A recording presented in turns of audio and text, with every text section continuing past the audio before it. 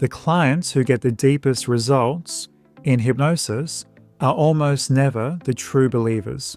They're the skeptics, the ones who first texted or emailed me, arms mentally crossed, grocery lists of questions in hand.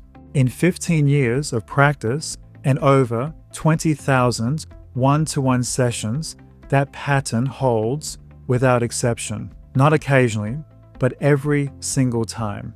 If you've been assuming your skepticism puts you at a disadvantage, stay with me, because what I'm about to walk you through is not motivational reassurance. It's a clinical pattern I've watched repeat across thousands of cases. So where does this idea come from? That skeptics can't be hypnotized. Most of it starts with Hollywood, swinging watches, people clucking like chickens on a stage. Pop culture makes it seem like you have to surrender your will completely, which implies only weak-minded or highly suggestible people respond to it. If you question things and don't just accept what you're being told, it's natural to assume that this won't work for you. But that picture is wrong, and it's costing you access to a tool that could genuinely change your life. Here's what I mean. Skepticism doesn't mean you refuse to engage. It just means you're unsure about it, coupled with you're open to finding out the truth. That dynamic is the only true requirement to make this whole process work. Now, there's a direct link between how analytical your mind is and how rich the hypnotic process becomes. People with high intelligence have denser mental associations and more complex inner worlds, which gives a practitioner far more to work with. When I give a suggestion to an analytical mind, that mind builds its own connections at such a depth a less engaged mind simply won't reach. This isn't just a clinical observation, it's backed by research across 261 randomized controlled trials on the effectiveness of hypnosis. The findings are consistent. Clinicians like Dr. David Spiegel at Stanford and Dr. Michael Yapko both started their careers as skeptics before the data changed their minds. Dr. Milton Erickson, who built modern hypnotherapy, approached the field with extreme caution before his own results reshaped everything he knew. Doubt may want to close the door, but curiosity walks steadily through it. Hypnosis doesn't bypass your mind, it simply works with it. Your critical thinking doesn't switch off during a session, it gets focused, redirected on exactly what you're experiencing in that moment. I just want to stop here because what I'm about to say is the part most people never actually hear. It's not just that skeptics can be hypnotized. It's that skeptics tend to go deeper and hold the change longer than almost any other type of client I work with. That distinction matters because if you've been tolerating your skepticism as a handicap, I want you to see it differently. It's not a handicap, it's a workable mechanism. So let's talk about what actually happens inside the mind of a skeptic who commits to the process and why the change that comes through that door is built to last. Think about two different vessels on the water. A speedboat can shift direction almost instantly. You turn the wheel and you feel the movement right away. Some clients in hypnotherapy are exactly like this. They respond quickly, they feel internal shifts within the very first session, and their results show up fast. Their nervous system is naturally flexible, resistance stays low, and the whole process simply moves at speed. Then you have the oil tanker. An oil tanker does not turn on a dime. When you adjust the course, nothing seems to happen at first glance, but that tanker is moving. It shifts 2 degrees at a time, slowly, steadily. And once it builds momentum in the right direction, almost nothing can pull it back off course. Skeptics are the oil tankers of the world. It's not a flaw in your personality. That's just a feature of how you process the world.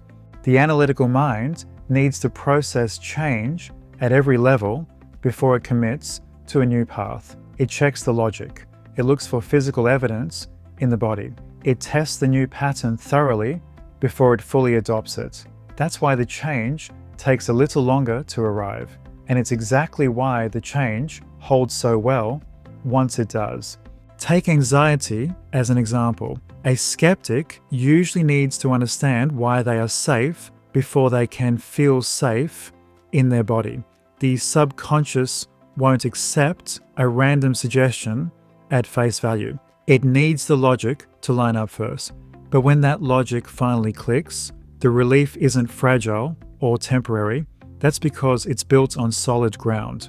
With habit change, the person who needs to understand the logic of a new pattern before the subconscious adopts it is the very same person who doesn't relapse the moment life gets hard. For trauma or any other form of psychological injuries and emotional wounds, people who have already tried everything often come in with the lowest of expectations. But that openness, without pressure, is the exact state that allows the work to land the deepest. Research from the Max Planck Institute found that decisions form in the brain up to 7 seconds before we consciously register them. That is the deep layer that hypnosis reaches. A skeptical conscious mind doesn't actually block that process. Why? Because it was never really in charge of it to begin with. Knowing this changes how you actually show up. Here are 3 practical shifts that make all the difference for an analytical mind. Firstly, stop trying to make it work.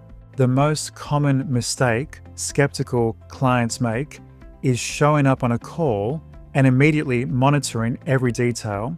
Am I hypnotized yet? Is this doing anything? Should I be feeling something different? That monitoring impulse slows everything down. Your job is not to perform or hit a target. Your only job is to observe. The analytical mind is an extraordinary observer when you let it watch instead of reaching for control. Secondly, let curiosity replace the need for certainty. Skeptics ask great questions, and that is one of their strongest assets in this work. Good questions, asked in the right state, deepen the hypnotic process rather than interrupt it. You might wonder what happens when you let a suggestion just sit there, what it feels like when you don't resist. Curiosity keeps the mind engaged and open at the same time. That's the exact state that makes the work land. You don't need to arrive with all the answers. Just arrive on the call and be willing to wonder. Thirdly, track degrees, not sharp turns. Oil tankers move in degrees. If you're waiting for a dramatic moment where something snaps into place, you just might miss the change entirely. The skeptic's progress shows up quietly. You slept better that past week. A situation that used to trigger you doesn't feel the same way. You reach for an old habit and notice there's far less pull in that temptation. These are the real signs. When you start tracking small degrees instead of sharp turns, you realize the tanker has already been moving for a long time. Now, one concern that may come up when I speak with a new skeptical client is the fear of losing control, of saying something you don't want to say, or being made to do something against your values. You won't. You remain completely aware throughout an entire session. Your values never go offline. Nothing is extracted from you. The process works because you allow it to work, not because something is being done to you. For the analytical mind, there's an approach worth knowing. Ericksonian hypnotherapy. It's indirect, conversational, built around metaphor and language rather than direct commands. It was developed specifically for people who resist suggestion. because it works with that resistance rather than against it. Your pushback isn't a problem to overcome. In this framework, your skepticism becomes the pathway in. Each session builds upon the one before it. For the analytical mind, momentum may be slow to start. However, when it does, it becomes almost impossible to reverse. That's not a weakness, that's just the oil tanker doing exactly what oil tankers do. Skepticism isn't resistance, it's a sign of depth. The next time you feel doubt about whether this will work for you, recognize that feeling for what it is. That's not your mind closing off. That's an oil tanker that's beginning to turn, even if it's just a degree or two. And an oil tanker that's already turning, that's exactly who I work with. If that sounds like you, the details for the Personal Breakthrough 4 tele-session program are in the description below. Bring every question you have, because that's exactly where we start. This is Marco, and I genuinely look forward to working with you.